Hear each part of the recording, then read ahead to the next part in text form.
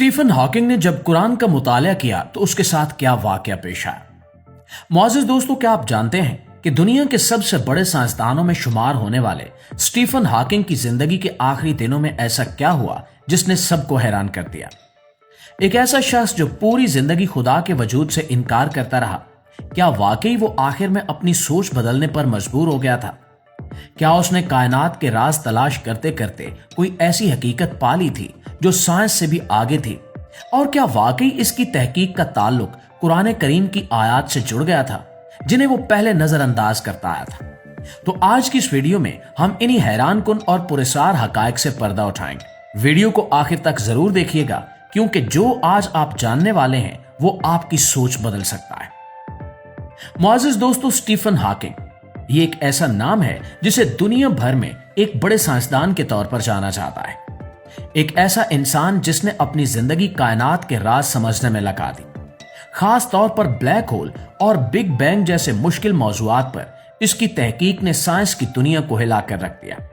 लेकिन इसकी जिंदगी के आखिरी दिनों के बारे में कुछ ऐसी बातें सामने आई जिन्होंने बहुत से लोगों को हैरान कर दिया, क्योंकि एक ऐसा शख्स जो पूरी जिंदगी खुदा के वजूद से इनकार करता रहा, उसके बारे में यह कहा जाने लगा कि वो अपनी आखिरी तहकीक में एक ऐसे नुक्ते तक पहुंच गया था जहां उसे मानना पड़ा कि कायनात के पीछे कोई ना कोई ताकत जरूर है।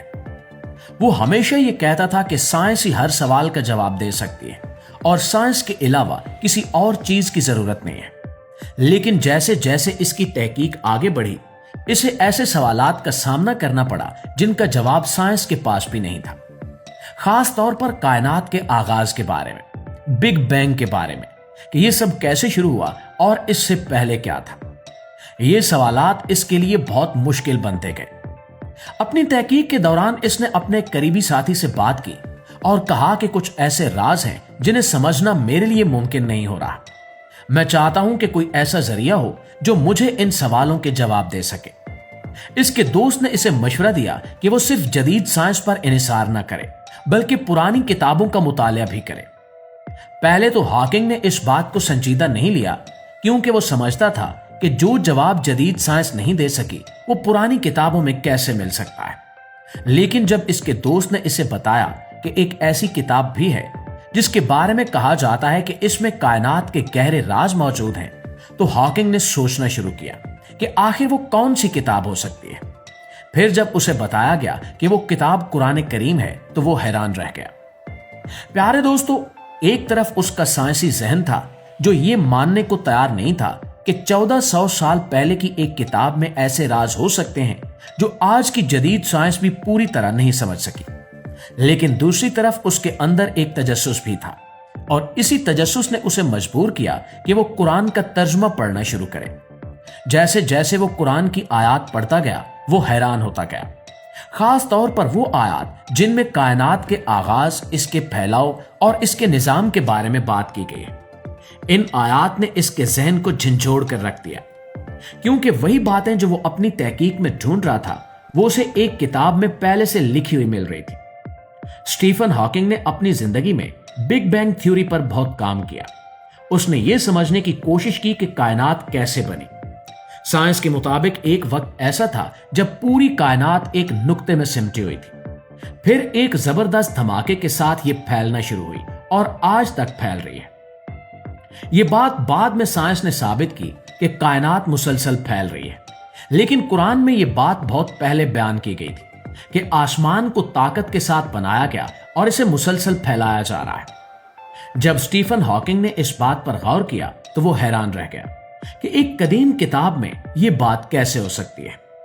इसी तरह कुरान में यह भी बयान किया गया है कि आसमान और जमीन पहले एक साथ थे, फिर इन्हें जुदा किया गया।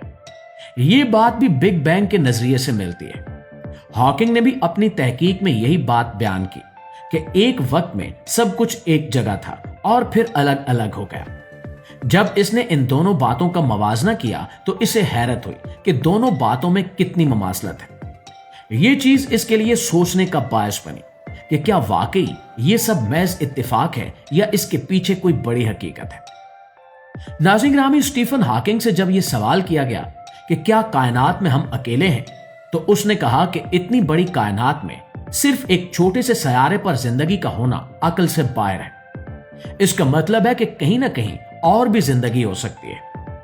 कुरान करीम में भी इस बात का इशारा मिलता है कि अल्लाह ने जमीन और आसमानों में मुख्तलिफ किस्म की मखलूकात पैदा की हैं और वो जब चाहे इन्हें जमा कर सकता है।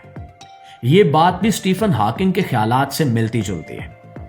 दोस्तों, स्टीफन हॉकिंग ने अपनी जिंदगी के आखिरी दिनों में कायनात के बारे में जो नई तहकीक की, वो बहुत हद तक इन बातों से मिलती थी जो कुरान पाक में बयान की गई हैं।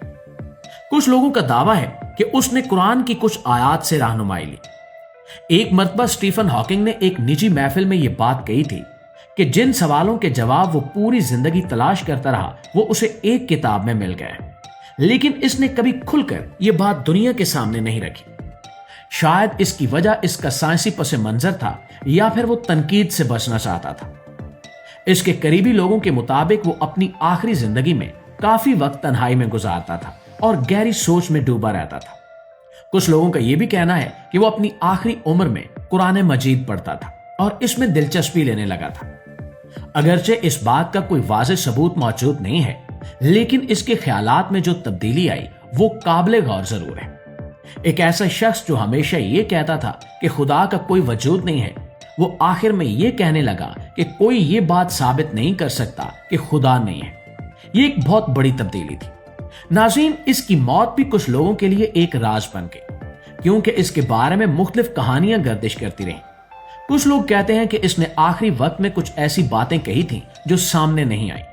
कुछ कहते हैं कि इसने अपनी तहकीक के कुछ आम हिस्से छुपा लिए थे, लेकिन हकीकत क्या है ये आज तक वाज़ेह नहीं हो सका। ये सब बातें हमें एक चीज की तरफ इशारा करती हैं कि इंसान चाहे जितना भी इल्म हासिल कर ले, कुछ सवालात ऐसे होते हैं जिनके जवाब सिर्फ अकल से नहीं मिलते।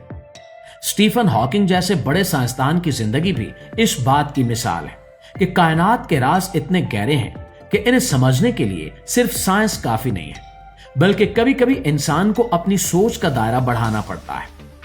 आखिर में यह कहना गलत नहीं होगा कि स्टीफन हॉकिंग की जिंदगी एक सबक है, एक ऐसी कहानी है जो हमें यह सिखाती है कि इल्म की तलाश कभी खत्म नहीं होती और सच्चाई तक पहुंचने के लिए इंसान को हर दरवाजा खटखटाना पड़ता है, चाहे वो साइंस हो या कोई और जरिया, क्योंकि सच हमेशा उन लोगों को मिलता है जो उसे तलाश करने का हौसला रखते हैं।